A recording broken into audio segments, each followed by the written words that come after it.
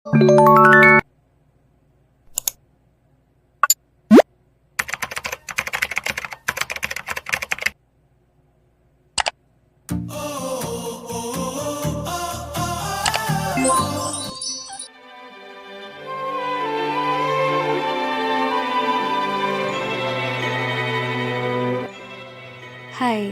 ako si Cristel Jade M. La Chica at samahan ninyo ako as I share with you who I am and the unexpected happiness that I have encountered recently. March last year when I celebrated my 18th birthday. Well, ganito talaga ako. Loko-loko, pasaway, madalas tahimik, pero kapag tropa na ang kasama, talaga namang magulo na. Lucky to have friends na susuporta at magsusurprise for special occasions. Hindi talaga ako sumasayaw, pero isang aya lang nila mag-TikTok, agad ako dyan. Sa kabila ng pagiging pasaway at gala, i-focus pa rin dapat sa pag-aaral.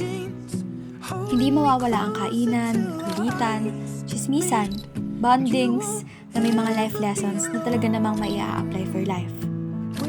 Masaya ako to be surrounded with good friends and a strong family. Akala ko ayun na. Akala ko buo na. Pero sa pagpasok ko sa college, ay mas marami pa pala akong makakatagpo.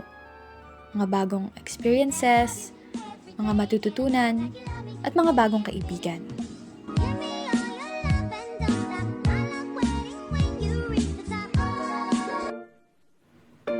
At sa hindi inaasahan, may ipapadala pala si Lord na dodoble ng kasiyahan na meron ako ngayon.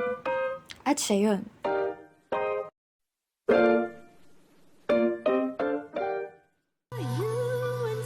Sa kabila ng mabigat na schoolworks, ay nagkaroon ako ng matatawag kong karamay at pahinga.